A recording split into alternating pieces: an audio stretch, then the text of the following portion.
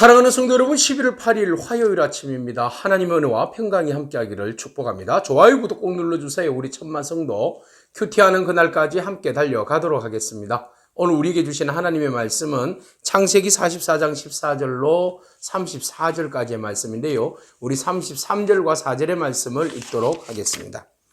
이제 주의 종으로 그 아이를 대신하여 머물러 있어 내 주의 종이 되게 하시고 그 아이는 그의 형제들과 함께 올려 보내소서. 그 아이가 나와 함께 가지 아니하면 내가 어찌 내 아버지에게로 올라갈 수 있으리까? 두렵건대 제 애가 내 아버지에게 미침을 보리이다. 아멘. 요셉의 집으로 모든 형제들이 끌려왔습니다. 왜입니까? 그들 중에 도둑이 있었기 때문에 그렇죠. 은혜를 원수로 갚다니 요셉은 단단히 화가 났습니다. 그래서 어찌 너희들이 그렇게 행동을 했느냐? 내가 이 잔을 들고 그 점괘를 칠 줄 모르느냐? 이렇게 심리적인 압박을 합니다. 그 말은 내가 너희들이 나쁜 짓 한 걸 다 알고 있어. 그런데 거짓말 시키려고 생각하지 마라. 죄에 대해서 너희가 형벌을 단단히 받아야 돼. 이제 이런 이야기입니다. 그래서 이 유다가 앞장서서 와서 정말 우리가 입이 10개라도 유구무원입니다. 할 말이 없습니다. 그런 이야기를 하죠. 그러자 요셉은 이런 이야기를 하죠. 죄 지은 사람만 남고 나머지는 다 양식 가지고 돌아가라. 그래서 너희들 식구들 먹어 살려야지 안 되겠냐. 이런 이야기를 하죠. 유다는 요셉 앞에서 모든 형제들이 침묵하고 있었지만 요셉 앞에서 자기의 책임이 있잖아요. 아버지에게 한 말 있잖아요. 그래서 요셉에게 이야기를 합니다. 제가 감히 한마디만 여쭙겠습니다. 제가 말씀드릴 수 있는 기회를 주십시오. 그렇게 해서 이제 형제들에 대해서 아버지에 대해서 베냐민에 대해서 변호하기 시작합니다.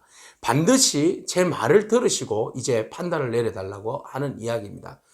그래서 그가 그 가정사의 일대기를 쭉 읊습니다. 우리 아버지는 늙었는데요. 너지막하게 나이 들어서 아이를 낳았는데 그 형제를 낳았는데 형은 뭐 중간에 없어졌고 죽었고 동생만 지금 남아있는데 그 동생은 엄마가 낳다가 죽었어요. 그래서 엄마도 몰라요. 불쌍해요. 근데 아버지가 그 아이를 데리고 키웠는데 형이 없어졌는데 이 기근으로 인해서 양식을 가지러 올 때에 당신이 우리 보고 정탐꾼이라고 이야기하고 우리 동생을 데리고 오라고 이야기해서 아버지에게 이야기를 했죠. 근데 아버지는 정말 슬퍼하면서 노발대발했습니다. 시므온도 요셉도 없어졌는데 이제 베냐민까지 없어지면 나는 무슨 낙으로 사냐. 이게 이제 우리 아버지의 한탄 섞인 말씀이었어요. 그래서 우리가 우리 아버지에게 이런 이야기를 했죠. 하면서 26절 말씀을 이야기합니다. 우리가 이르되 우리가 내려갈 수 없나이다. 우리 막내 아우가 함께 가면 내려가려니와 막내 아우가 우리와 함께 가지 아니하면 그 사람의 얼굴을 볼 수 없음입니다. 여기에서 계속 우리라는 개념을 써요. 우리가 우리 아버지에게 우리가 모두가 다 함께 내려가야 되는데 베냐민도 우리라는 공동체 안에 집어넣은 거죠. 우리는 연대적으로 우리는 한 형제라는 것을 이야기하고 있습니다.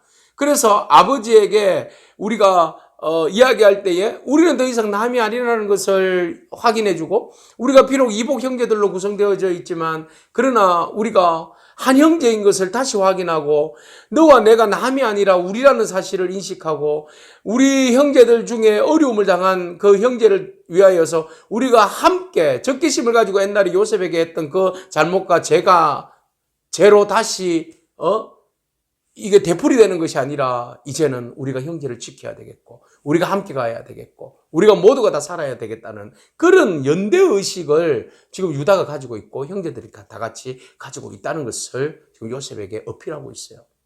그래서 우리가 내려가지 아니하면 우리와 함께 가지 아니하면 라고 이야기하고 우리가 그 사람의 얼굴을 볼 수 없습니다. 우리 아버지가 예전에 두 아들을 낳았는데 하나는 짐승에게 찢겨 죽음을 당하였고 이제 이 아이만 데리고 있는데 이 아이와 아버지는 30절에 생명이 서로 하나입니다. 이 아이가 가지 않으면 아버지는 죽습니다. 아버지를 살리려면 이 아이를 데리고 가야 됩니다. 그렇기 때문에 이 아이는 반드시 죄를 저질렀지만 이 아이는 집으로 돌아가야만 합니다. 그 대신 제가 아버지에게 말씀드렸습니다. 제가 목숨을 걸고 이 아이를 책임져 주겠고 만약에 이 아이를 데려오지 않으면 내가 목숨을 대신하겠다고 말씀드렸습니다. 그러니 이 아이를 제발 돌려보내 주시고 제가 이 아이 대신에 종이 되겠습니다.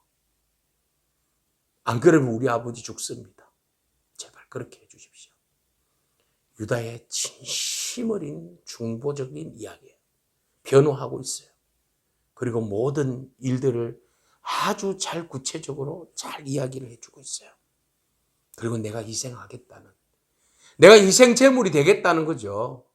그런 이야기를, 진실된 이야기를 할 때에 요셉이 그 진심을 모를 리가 있겠습니까? 이제야 형님들이 정말 지난날의 과거를 뉘우치고 진정으로 형제에 대한 사랑이, 진정으로 형제에 대한 그 희생하고자 하는 마음들이 형님들 마음속에 있구나라는 것을 인식하게 되는 겁니다.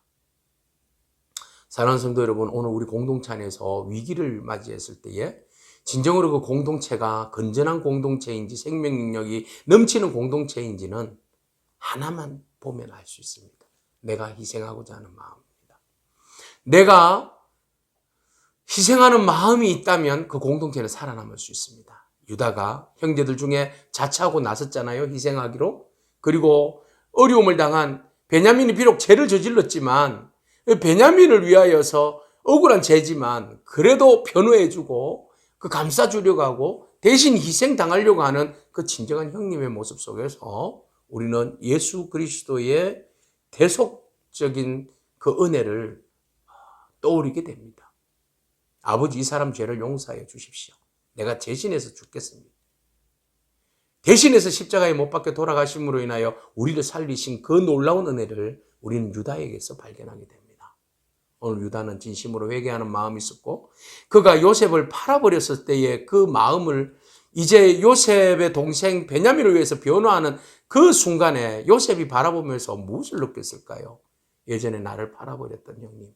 그래서 속마음은 알죠. 살리려고 팔아버렸다. 이제 또 베냐민을 팔아버리는 것이 아니라 이제 베냐민을 살리려고 몸부림치는 저 형님의 진실된 마음을 요셉이 본 거 아니겠습니까? 진정으로 뉘우치는 마음, 그 마음은 우리가 반성하고 깨닫는 것으로 머무는 것이 아니라 돌이키고 행동하고 또 그것을 달라진 삶으로, 변화된 삶으로 결과물을 내야 진정으로 회개하는 것이죠. 오늘 형님을 통하여서 진정으로 돌이키고 달라진 모습들을 우리가 보게 되는데 오늘 우리의 삶이 주님을 만나서 돌이키는 그리고 변화된 삶의 모습들이 되기를 축복합니다.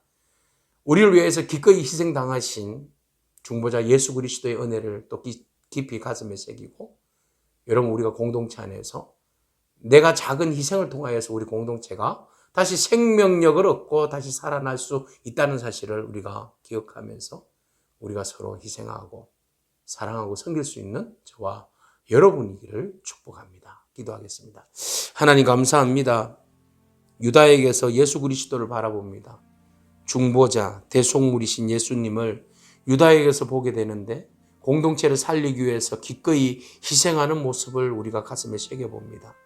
우리를 위해서 희생하시고 죽으신 예수님, 하나님 앞에서 기꺼이 우리를 위해서 변호하시는 예수님, 중보하시는 예수님의 모습을 우리가 가슴에 새기며 감사하며 우리 모두도 승리하며 우리도 주님 본받아 희생하며 변호하며 사람의 생명을 살리려고 노력하는 그런 저희들 될 수 있도록 축복하여 주시옵소서. 예수님에게 하신 이름으로 기도합니다. 아멘. 오늘도 믿음으로 승리하길 축복합니다. 아멘.